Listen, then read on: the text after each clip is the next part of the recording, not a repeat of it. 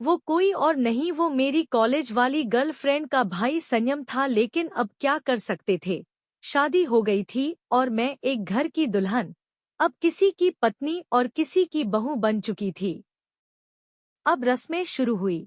मैंने भाभी बनकर अपने देवरों के साथ सोटी खेली, फिर दुल्हन की तरह मुंह दिखाने के लिए एक अच्छी सी साड़ी पहनकर और मेकअप करके घूंघट करके बैठ गई।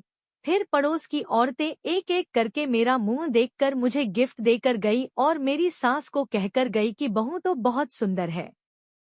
और फिर धीरे धीरे वक्त बीत गया और फिर वो वक्त आया जिसका सबसे ज्यादा डर था, सुहागरात का वक्त। मैंने लेडीज प्रॉब्लम कहकर टाल दिया। फिर अगले दिन की सुबह आई। आज नए घर में मेरी पहली रसोई थी। मैंने एक अच्छी सी साड़ी पहनी और रसोई में जाकर खाना बनाना शुरू किया। क्योंकि मैं बाहर रहती थी तो मुझे खाना बनाना आता था, तो मैंने सबके लिए पूरी मटर और खीर बनाई। सबने मेरी बहुत तारीफ की और कहा कि बहू को खाना बनाना बड़ा अच्छा आता है।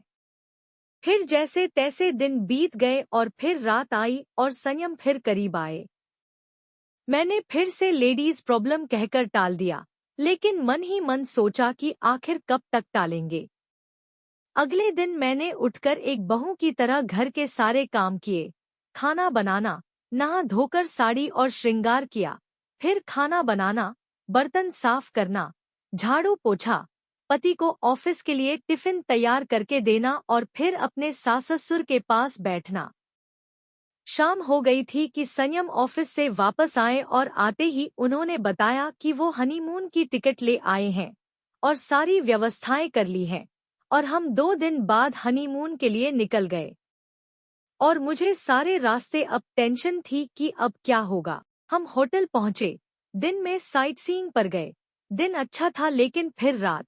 संयम ने मुझे बिस्तर पर लेटाया और मेरे करीब आने लगे। मैंने उनसे रोका और कहा कि मुझे कुछ जरूरी बात बतानी है, लेकिन जो बात उन्होंने कही उसके बाद मैं और भी शॉक्ड हो गई। संयम ने कहा कि मुझे पता है तुम सुरेश हो और तुम्हें यहाँ तक ऐसे लाने का मेरा ही प्लान था। मैं कुछ समझ पाई इससे पहले। उन्होंने मुझे बेहोश कर दिया और फिर जब मेरी आंख खुली तो मेरे शरीर में दर्द हो रहा था और पीछे से खून भी आ रहा था और चलने में दिक्कत भी आ रही थी।